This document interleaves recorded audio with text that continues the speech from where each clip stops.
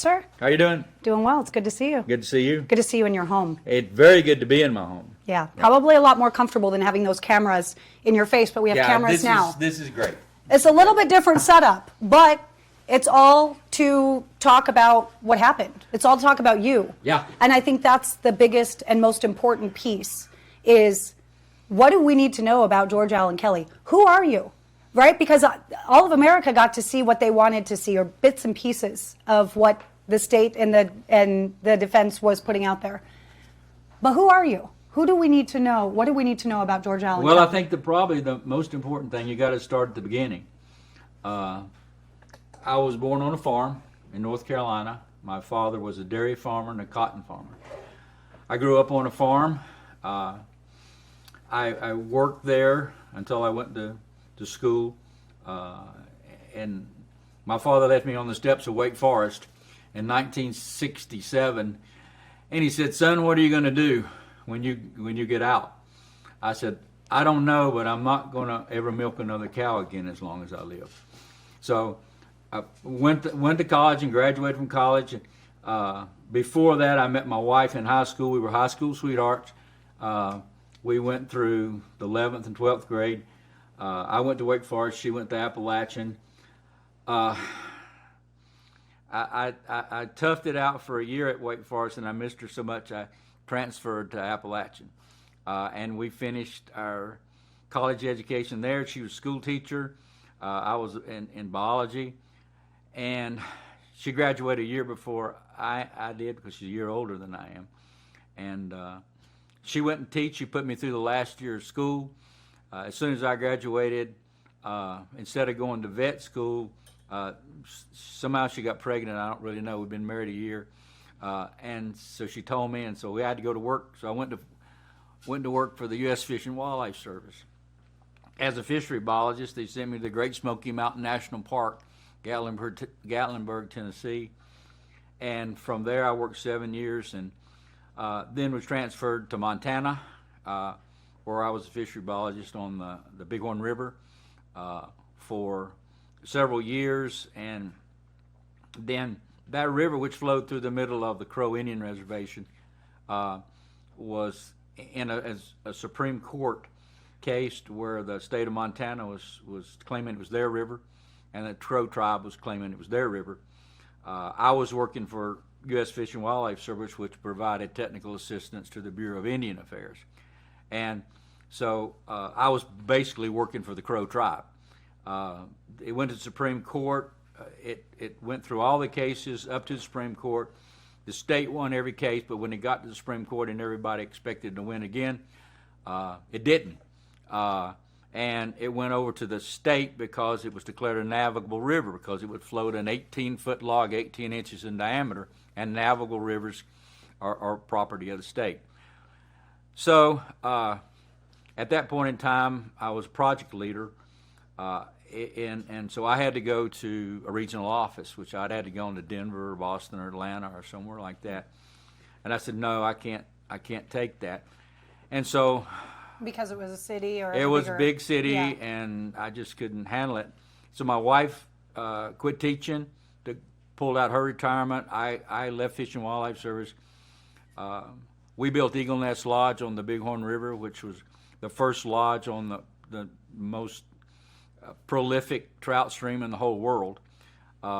We built the lodge, and we ran it for 20 years, and then we sold it. And my wife's dream was to come to Arizona, and I promised her that if if she would live 20 years in Montana with me, I would take her to Arizona.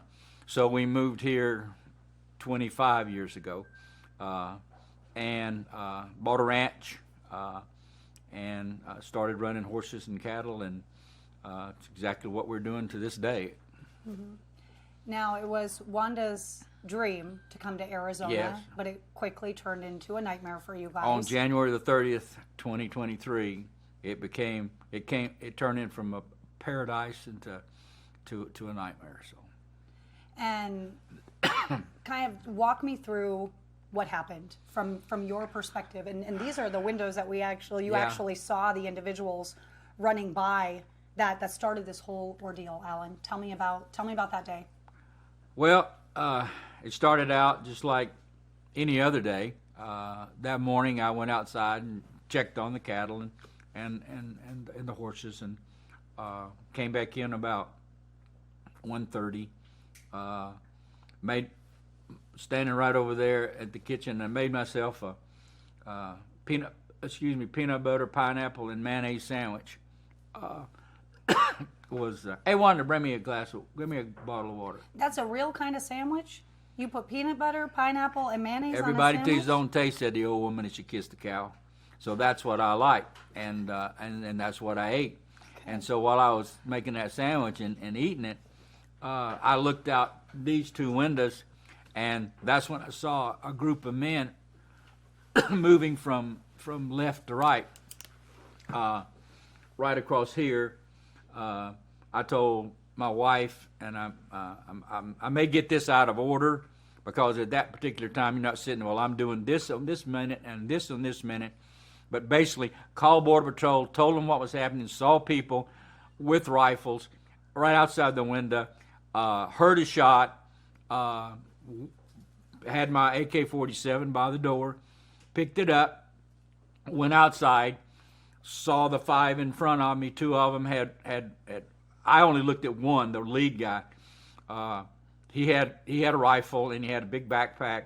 Wanda saw later to find out, she saw that two of them did.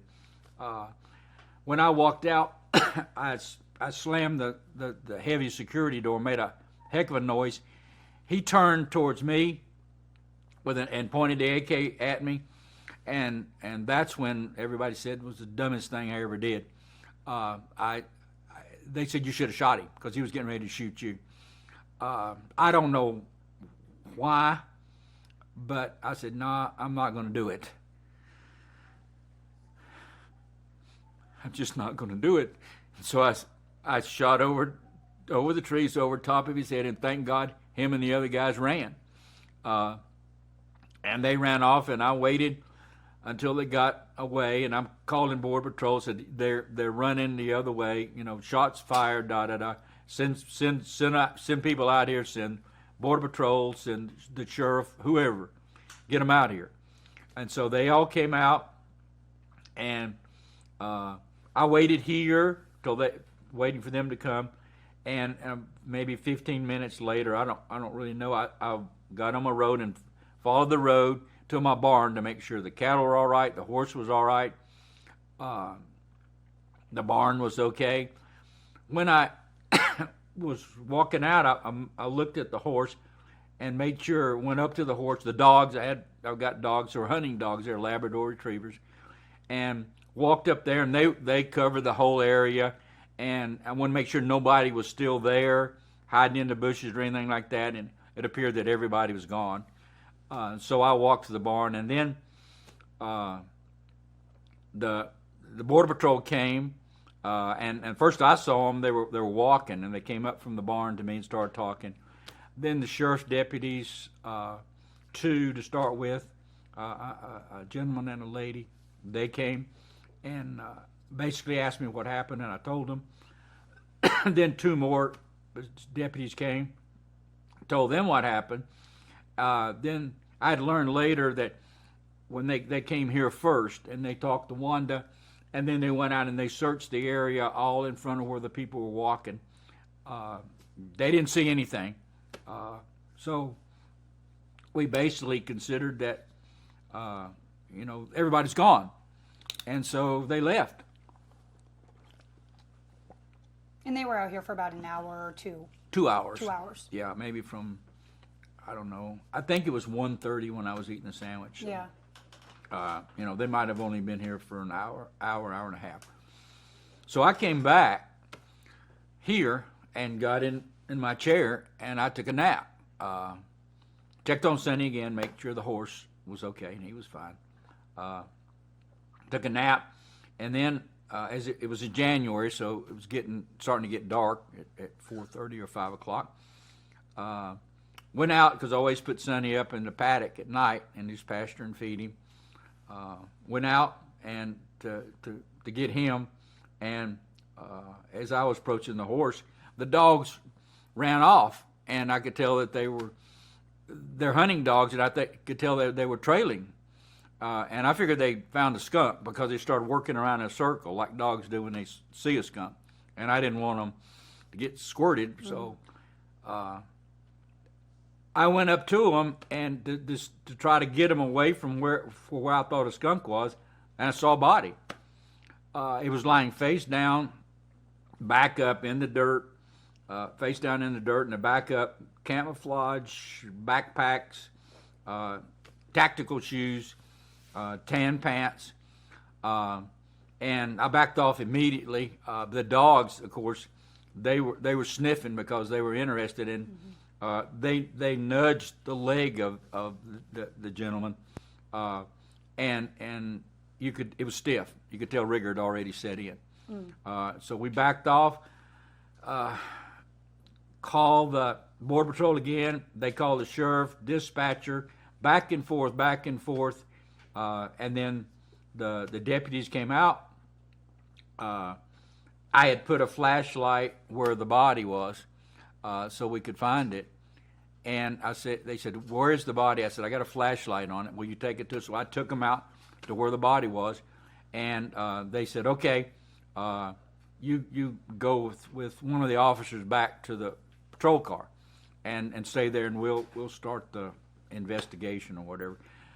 So I went back to the car, and some 30 minutes later, the officer was talking to another officer on his radio, and he said, "Okay, take everything out of your pocket, everything, and put it on the seat of my patrol car." And I said, "Okay." And I took it out, put it on the seat of the patrol car, and then a few minutes later, he said, "Hold out your hands," and he put handcuffs on me. And, I didn't know what was going on. I could not conceive what was happening. I didn't understand the logic of it. And so he said, "We're taking you in for questioning." And at the same time, there were officers questioning Wanda, my wife, and they took her and locked her into a patrol car. She couldn't get out. She was locked in. She didn't know what was going on either. So I walked. And you guys weren't communicating. They wouldn't let us communicate. They wouldn't let me talk. They wouldn't let me come up to the house from the very beginning. I asked several times to come get a drink of water, to come get another jacket because it was getting cold. And they said, "Nope, you got to stay right here." And I didn't argue. I did exactly what they said to do, exactly the way they said to do it. But then I saw my wife was up here, and I even hollered, "I said, turn on the light so everybody can see better." And she did. And then I saw them take her and put her in the car, and I didn't know why they were doing that. But then they handcuffed me and they put me in a patrol car, and they said, "You're going to jail, or to be interrogated." So I went in, and 2 deputies interrogated me. I told them what happened. They accused me of shooting. The guy said, "No, I didn't shoot him." And they said, "Well, we think you did, and we're arresting you for first-degree murder." And they hauled me off to jail, and that was in like 2 or 3 o'clock in the morning. I don't remember. And they didn't have a bullet. They didn't have anything. Do an investigation. So, I didn't know what they did or didn't have, but I found out later they didn't have anything. I knew there wasn't anything tying me to it, but they took me to jail, interrogated me, arrested me, and then they put me in a holding room, which had no bed, nothing, and it was cold. And I spent the night on the floor, and I was 74 years old then, and that was pretty. I'd never experienced anything like that. I'd never been in trouble or anything like that in my life. They had you sleeping on the concrete floor On in the floor. prison No, they didn't have me sleeping. They just put me in there. They didn't care where I went to sleep or not. because it was 2 in the morning. So They'd obviously already you're gonna they'd go to already bed. stripped me down. They'd already put me into a jumpsuit, orange jumpsuit, taking photographs of me in every condition, and right down to nothing, which was kind of humiliating. But at the same time, they put me in there, and then about 7 o'clock the next morning, they took and they put me in a cell block with double bunks in each one. There didn't happen to be one in the cell they put me in, but the word had gotten out through the grapevine, to the jail grapevine, what had happened, and I was in jail and arrested for murder. A lot of the inmates would come by the door of the jail, and I'd have there's a glass in front of it, and they said, "You're in trouble. You're in real trouble." And when the deputy came one time and was transporting me to another room for another question and answer, they were hollering out, "Dead man walking."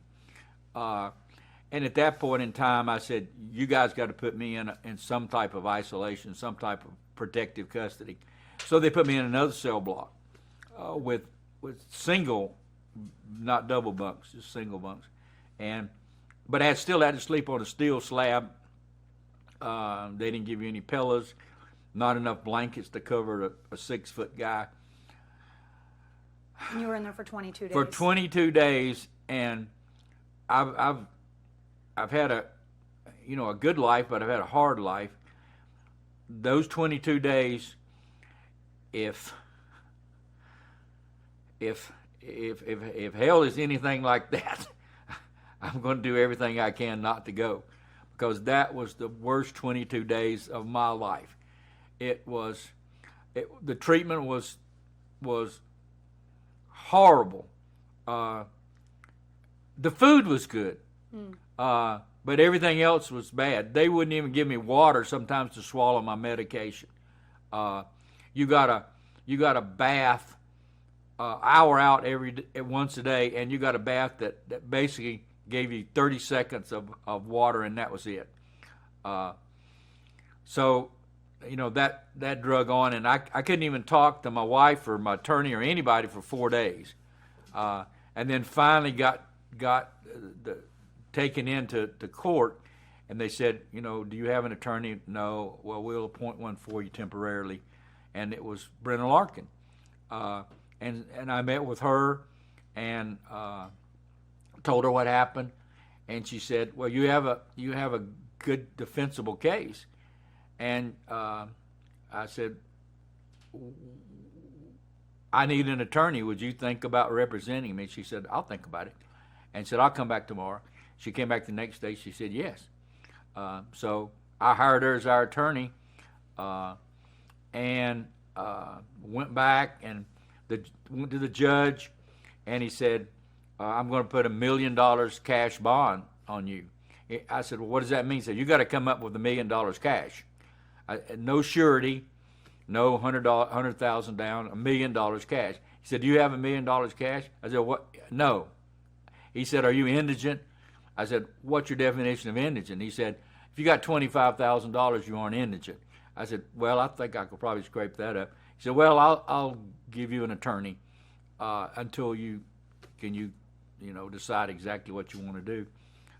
And that's where Ms. Larkin came in, and it went from there, and the rest is just a matter of 12, 14 months of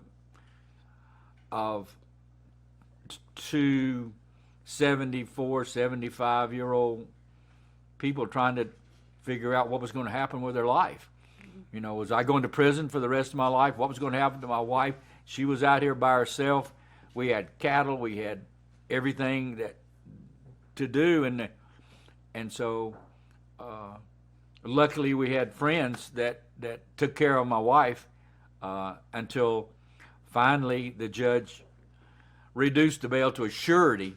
So if we could scrape up $100,000, then the bail bondsman would cover the rest. So we mortgaged everything we had to cover his investment, and then I got out after 22 or 23 days and started the process that lasted 14 months. Ended yesterday, and basically, we're trying to start our life over again. We're still living in the same place. We're still faced with the same threats. The border's still where it's at. The cartel is still active. They know where I live. They got guns. They kill people all the time on both sides, and we're just hoping we can survive until we figure out something to do that takes us out of danger.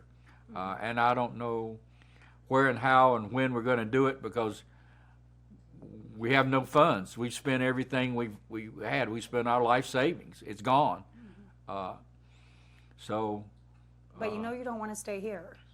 Well, I don't feel like that it would be fair to my wife to stay here.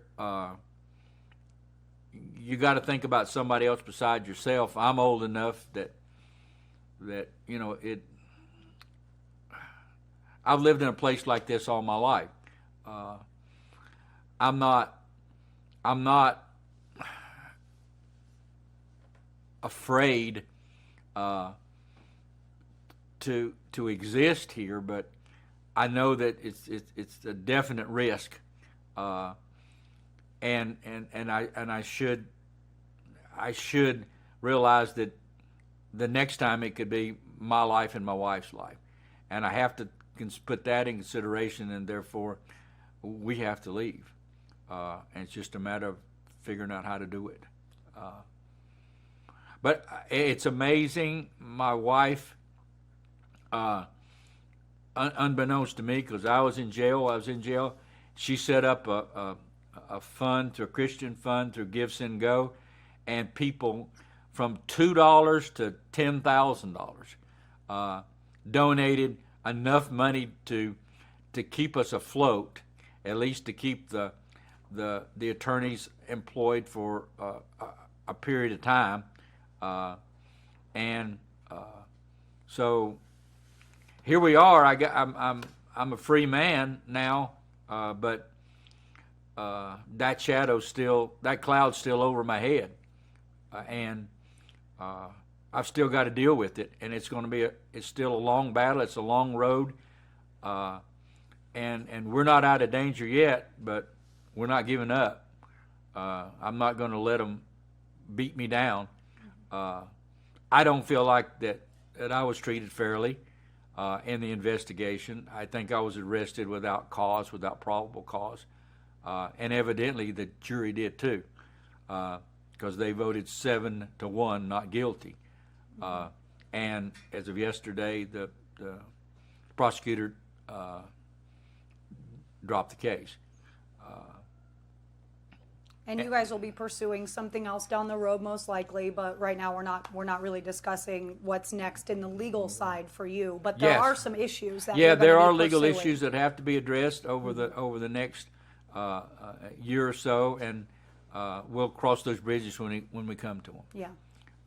So there are a couple of things that I want to touch on when during the whole play-by-play kind of what happened. Let's go back to the moment where the guy points the gun at you. Right. You got very emotional there when you, in your mind and yourself, made the decision not to act right then and there. Why did that elicit an emotional response from you? Why did that moment saying I'm not going to do it, did that make you emotional? Because I knew if I'd shot him at that close a range, I'd kill him. Or he would kill me, or there was was not going to be any winner there. It was going to be a loss. Somebody was going to get killed, either me or him. So for some reason, I just decided, well, let's throw the dice and hope they don't come up snake eyes. And it worked. It worked. long term, right? But the snake eyes were kind of there over the last 15 months. Yes. They were threatening you, Yeah. right? Staring right at you. It worked just to get that group out and run off, and they were gone, and I thought everything was over. I do not know why that when they searched the area that the body wasn't found. Because my dogs hadn't found it when I went out there initially. And then when I went out there the second time, they went right to it. Yeah. So there's a lot of unknowns here. I don't know what happened. Now I do have to ask you, because I'm a journalist. If I don't ask you this, I'm being negligent. Fine. Did you do it? No, without a doubt, no. And the facts prove it. The evidence prove it. There's nothing to tie me to it, period. Yes, I fired my gun, and I fired it as warning shots. And however, the Mr. Butamea, who's, I have the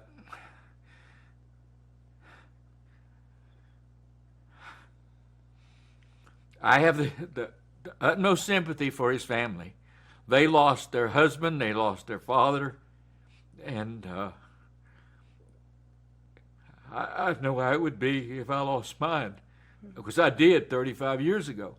So I feel for them, but I didn't. It's not my fault. I didn't do it. Somebody else is responsible for that, and whoever is going to have to live with it. They know who they are, and they're going to have to live with it. And that's not something that I'm going to have to live with. I feel sorry for them because, you know, they're the ones that they know. And You don't have that guilt. no, I don't have it. That's their burden to bear, not mine.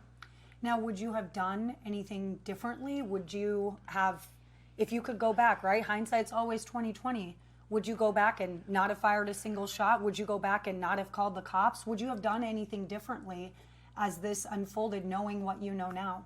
There might have been some minor things, some words I would have used differently, but as far as the actions I took, I wouldn't change a thing. I found the body. I knew there was a dead person on my ranch in front of my house, 115 yards it turned out to be. I knew that was a law enforcement issue, and I knew that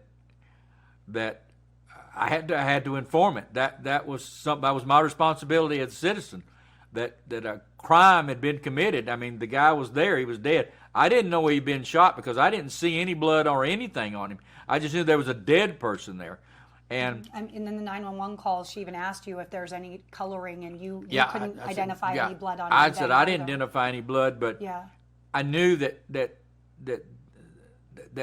foul play probably had something to do with it. So it wasn't like he just, came there and just fell over dead. And so I called law enforcement and went from there because it was what you're supposed to do. Well, and you've had many interactions with law enforcement, with Border Patrol, the ranch Oh, yes. liaison. You've For had 20 people years. on your property. For 20 years. This isn't a this doesn't ever happen here situation. No, it's never. It's happened before. I've reported incidents before. A lot of incidents to Border Patrol. There have been occasions when I reported that I was shot at, and So you were shot at in the past as well in on the this last property? 3 or 4 years. And the first time I wasn't even armed. Wow. And it's a miracle they didn't kill me. But this wasn't. The only difference between here is that I was out on the ranch then. It was just me against them. If they'd have shot me, I'd been the only one that died. But if they'd have done something here, they could perhaps have killed me and my wife, and I wasn't gonna let that happen. I hope that the warning shots would discourage him, and it did. I don't know what would have happened if it hadn't. He probably would have shot me, and I'd have been dead, and I wouldn't have to worry about it.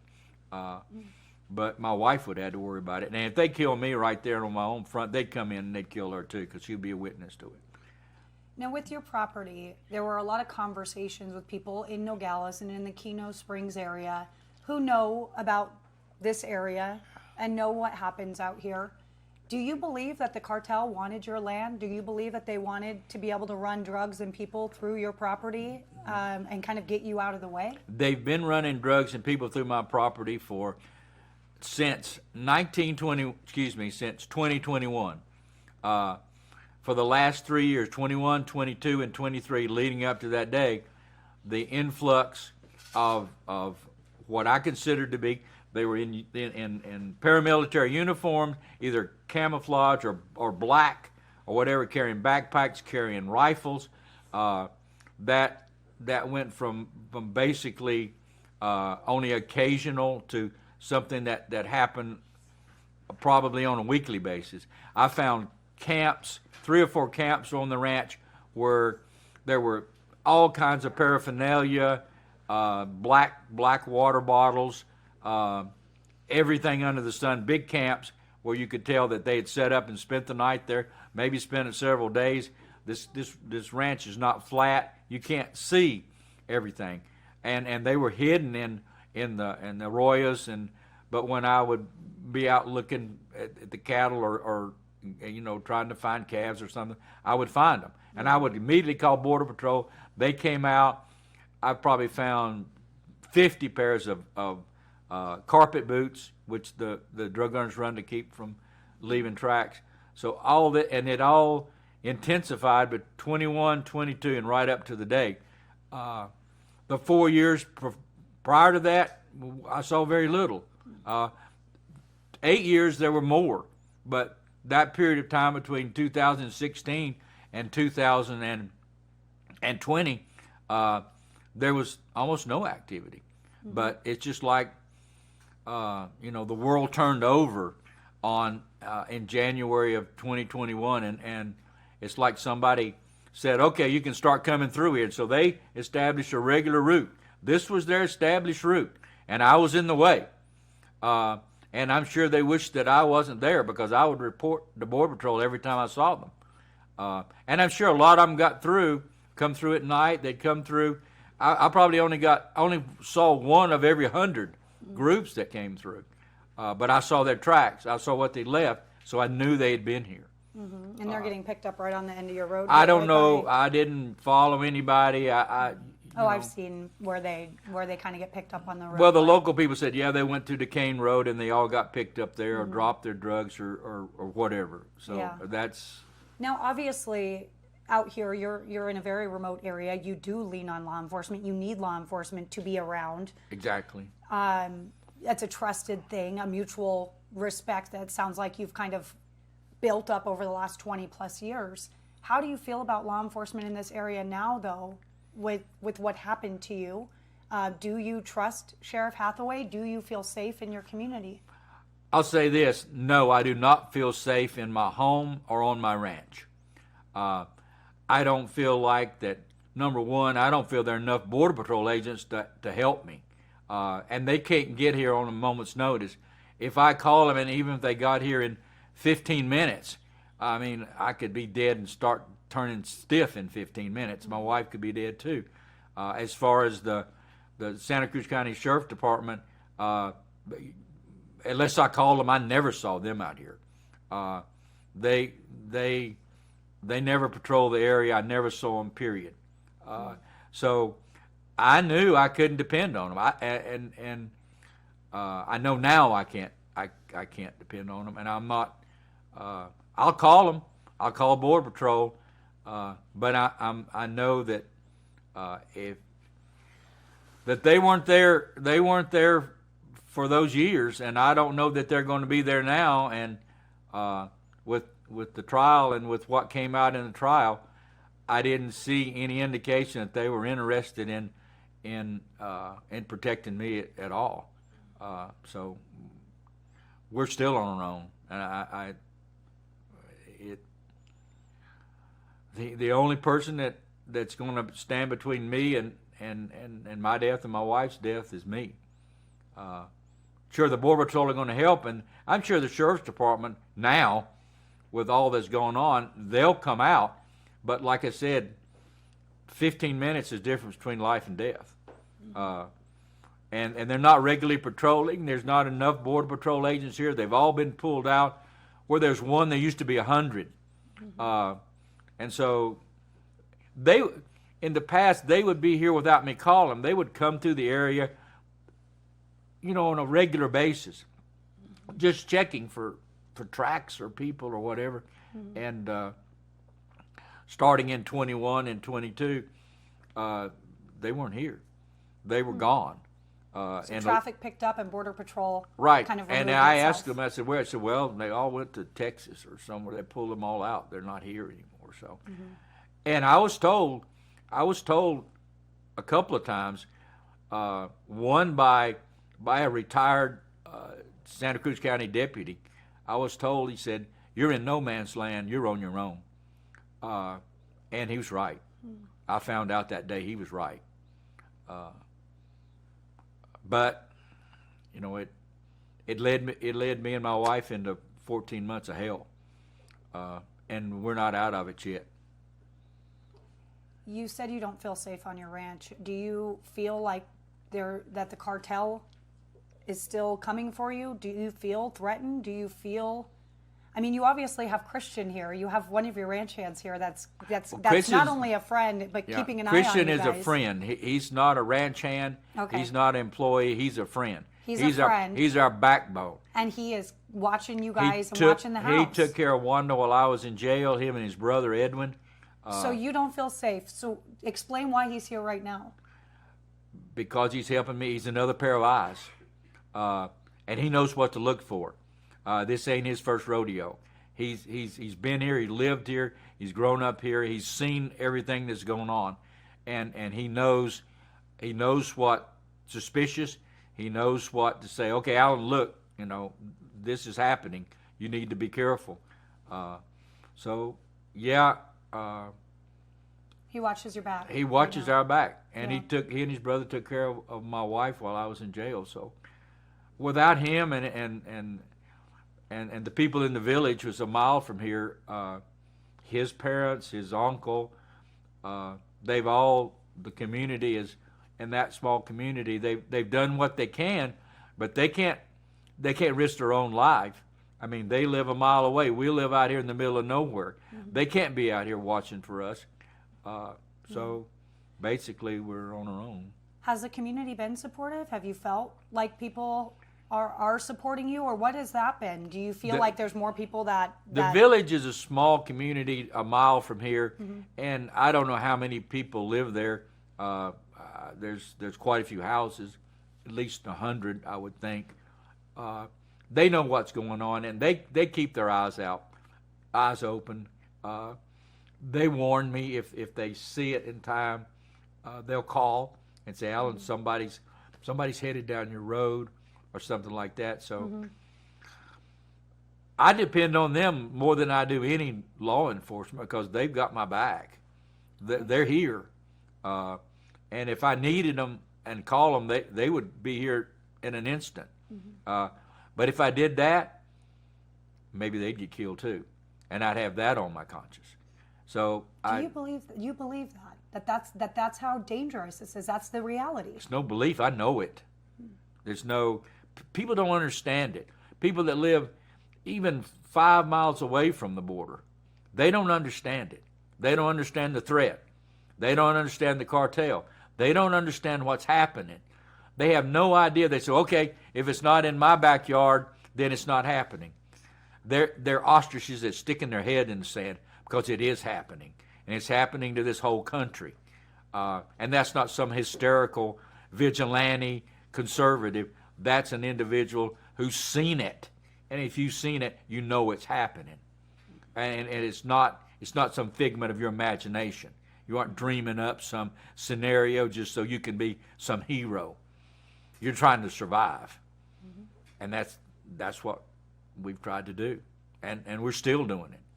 We do it today, we got to do it tomorrow. And the next day. It's not going to go away. And as long as we're here, we're facing the same thing. If we leave and stayed away for a period of time, I'd come back. I wouldn't expect to see the house here. It'd be burnt to the ground. Really? That would be my expectation.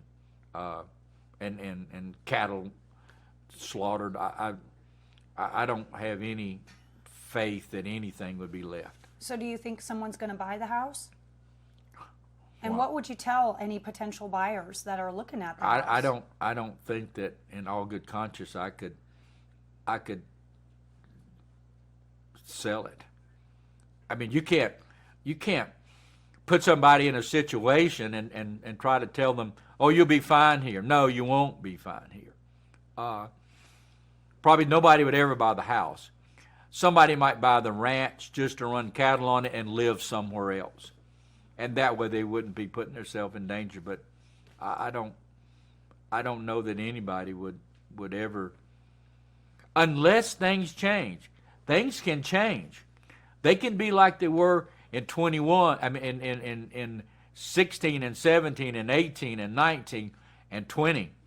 They can be that way, and then I would not feel uncomfortable at all living here or recommending somebody else lived here. But not since 21, 22, and 23, and even now today, this very day. It's not safe here. It's not safe for anybody. So under this administration, with the way that the immigration crisis is, it's not safe for anyone. Well, I don't want to sound political because this isn't a political situation to me, but it is what it is. Anybody with their eyes open can see. They saw what happened in 2021, and they can figure it out for themselves. If they can't, then they're just trying to, like I said, stick their head in the sand and just play like it doesn't exist. Yeah. And it does. I mean, we've been covering it, right, for almost 3 years. So Right. we know at NewsNation as well what the problems are down here. When it comes to the trial, obviously 14, 15 months of your life, you told me that you have been thinking a lot. You told me that in the courtroom the other day. And I said, I want you to wait to tell me what you've been thinking about. So tell me, what have you been thinking about over the last 14 months? What's been playing through your head? What fears, what hopes, what have you been thinking about, Alan? Well, when you do the thinking is at night, when you get in bed. During the day, there's so much going on in the last 14 months with attorneys and with hearings and motions. You're basically you're in a legal world, which is, quite intimidating, and at the same time, it's interesting. But every once in a while, you got to realize that you're the target. You're not some bystander just looking at this happening. You aren't somebody sitting in the courtroom in the gallery. You're the guy sitting on the defense table. You're the guy they're after. You're the guy that they're going to they could send to prison. And if they send a 75-year-old guy to prison, remember, first-degree murder, that's death sentence. They reduced it to second-degree murder, 28 years or something like that. That's a death sentence. Then they reduced it or added aggravated assault. I was offered a plea for as little as 4 years 2 months ago. Of course, I denied it, turned it down. Why'd you deny it? Because I didn't do anything.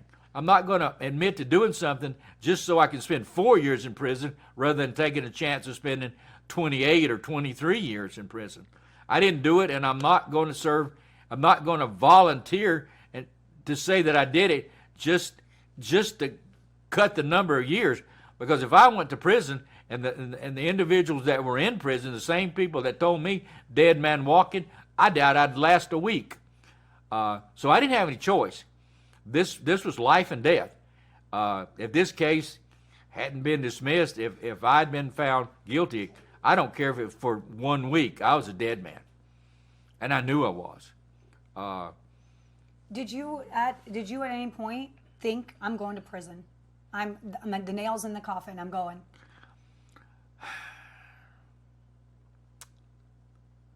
Of course you think about it. You can't help but think about it. You know that you shouldn't be. You know that it's not right. But look at all the people that have been sent to prison that were not guilty. And if it could happen to them, it could happen to me. And I knew that.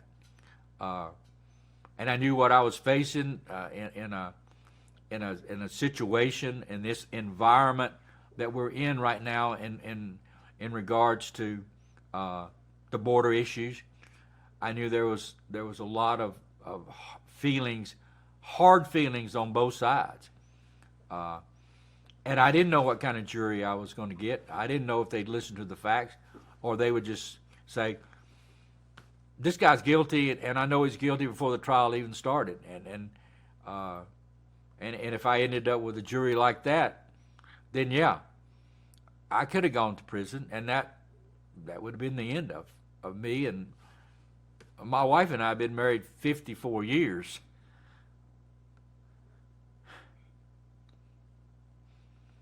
I think she would just died the day. If I went into prison, I think she'd just die. We've never been apart. We don't live separate lives. We married for better or worse. And we've had hard times and we've had good times. But we've always been together. And we've never been separated. We don't take separate vacations. We're together all the time. She has to put up with me, which is hard enough. But we've stayed together. We're not any good apart. I'm no good without her, and she didn't want to be without me either. So that's what it is, and that's how it's been, and I just thank God that those 7 people in that jury saw me for what I was and didn't see me for what I wasn't, and could see that this guy's not, he's not guilty. He doesn't belong in prison. He didn't do this, and we're going to set him free, and they did. They did all they could, and the prosecutor, they dropped the case. They didn't have any choice. They knew if they retried it, probably end up same thing, or maybe all 8 vote not guilty. So they dropped it. We're hoping that it will be dismissed with prejudice, which means they can't bring it back up. They can't go back and manufacture any evidence or anything like that to try to drag it back up again. Because that is a possibility. That's a right now, right? possibility. It is, and we've got to be prepared for that and protect that. But Are you prepared for that? well, the both attorneys and the judge will be working on that over the next week or two, and we're hoping and praying that it'll come back dismissal with prejudice, which means they can't bring it back up, because there's a lot of people that wanted me to go to prison, and they're determined, and they might not give up. How did that feel when you heard those people protesting, when you got out of court yesterday? How did that feel? I know you well enough to know on your face that wasn't an easy thing for you to go through that. Like you said, your condolences are to their family. When they were shouting those things at you, how did that make you feel? They didn't know the truth. And a lot of times if you don't know the truth, you'll say things and do things that you wouldn't normally do if you knew the truth. They didn't know it. They were uninformed. They'd only heard what somebody else wanted them to hear, what somebody else told them. They weren't in the trial. They didn't sit there. They didn't listen to the non-existent evidence. So I don't hold anything against them. I have, as I said yesterday, I have severe sympathy for the family. Like I said, they lost their father. They lost their husband. They lost somebody that was important to them. And so I have sympathy for them. But I didn't make him come here. I didn't make him do whatever he was doing, and I didn't kill him. And so I can see where they might blame me because they have no other way, nobody else to blame, because no investigation was ever conducted to look at all the other possibilities of how this individual died. And so they only have me because I was the only one that was ever accused of anything. So I don't hold anything against them. Yeah. I don't hold against anybody. Period. It was a horrible situation, and I feel bad for the family, and I feel bad for those people who really reacted without knowing the truth. And I hope maybe one day they'll figure out what the truth is, and then they can leave their hate behind. I don't have any hate. I never have. I mean, I don't like the fact that my wife and I have had to gone through what we've gone through, but to try to hate somebody for something that happened to you, it's not gonna help. Mm-hmm. My faith doesn't include the word hate, and I'm not going to let that control my life. Hate starts with an H, but so does hope, and that's the word that I live by, is hope and faith. God's got my wife and I here this far, and He's going to take us the rest of the way too. But it's going to be a fight. It's going to be a struggle, and it's not over. But like I said, it is what it is, and it'll be what it'll be. Mm-hmm. And that's just the way what I've got to live with. Now, something that you said, and we'll wrap this up pretty soon here, because I know that you've been talking a lot, and I appreciate your transparency with me, and you willing to talk with us. We talk about people don't know the truth, right? You hear these tapes being played where you call him an animal, right? We know these tapes. We've heard it over and over. Right. And that sticks out to people, sure, right? Sure. Because they go, oh my gosh, he's calling this human being an animal. And I understand. And I know you do. So talk a little bit about that kind of moment and kind of explain it to people if you're willing, if you can. I understand how they feel and why they feel. I'm a biologist. I was trained pre-med, pre-vet. And everything on earth is an animal, a vegetable, or a mineral. I'm an animal. I'm not calling anybody anything that I'm not. I'm not a vegetable, I'm not a mineral, therefore I'm an animal. I didn't say I was a dog. I didn't say I was a cow. I just said I am an animal. And so when I was describing that individual, it was on a biological term. I didn't want anybody to think that, that I didn't understand what I had found. But at the same time, I was standing out in the dark by a body. I didn't know who was around me. I didn't want to say the word human body because I didn't know what might happen as a result of those words coming out. So it wasn't just about not incriminating yourself, but it was also about you don't know if I don't know cartel right there listening to you. I got a body right here, and then they're going to off you because you killed one of their guys. Exactly. I didn't know. I mean, all that was in the unknown, and I felt that was the safest term to use. It wasn't said in a degrading, connotation. I wasn't belittling. I wasn't making light of the fact that this poor individual was lying there dead. I was just trying to handle a situation where I wasn't going to be lying right beside him dead. So that's the reason I use those terms.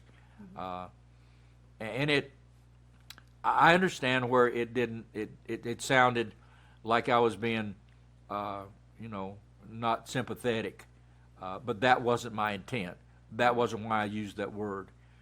It had nothing to do with it. I was just trying to at least get across to the people who I was talking to that, and I eventually told them, I said, it's a body. It's a body. Do you understand what I mean? It's a body. Get somebody out here. Get a deputy out here. Get some protection out here. I don't know what's still out here. Just quit asking me questions and get deputies out here. Get Border Patrol. Get somebody out here to protect us.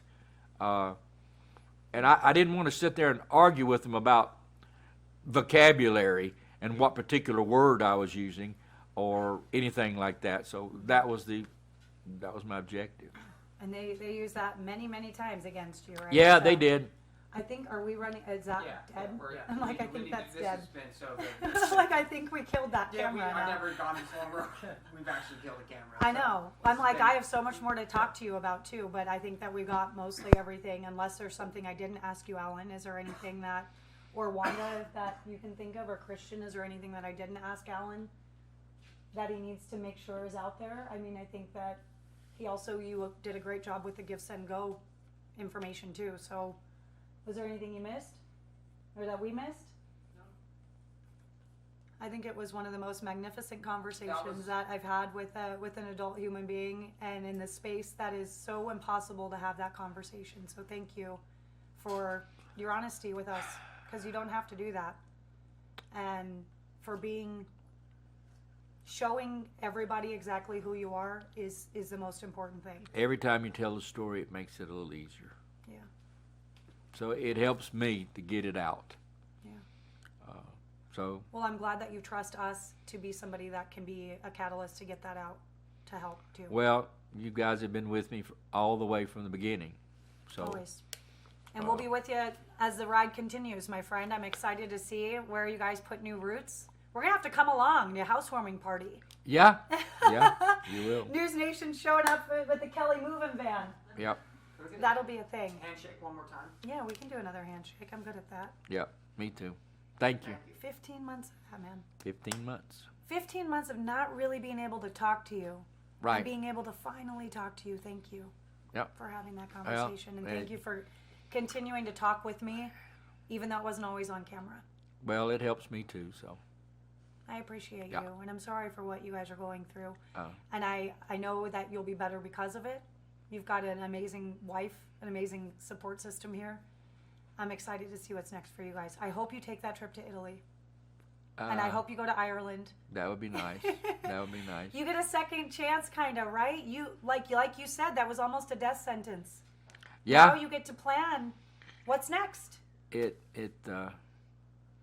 take a whole different look at life after what we've gone through and those 22 days in jail. You learn what's important and what's not important. Pillows are more important than money. A shower is more important than money. You learn what you need and what you can do without. So And you learn you need pillows, you need your wife, and you need God. yeah. Sounds like that's what we learned, right? Right. Yeah, you've got to live with it and do the best you can. And that's what we've done, and that's what we'll continue to do. Yeah. So anyway, All right. Thank you, guys. sweetheart, appreciate it. We got you, man. Yeah, I know. We're here. We're We here got for you. Okay. We're done? We're done. We're done. All right. We're out. Great work. Great conversation.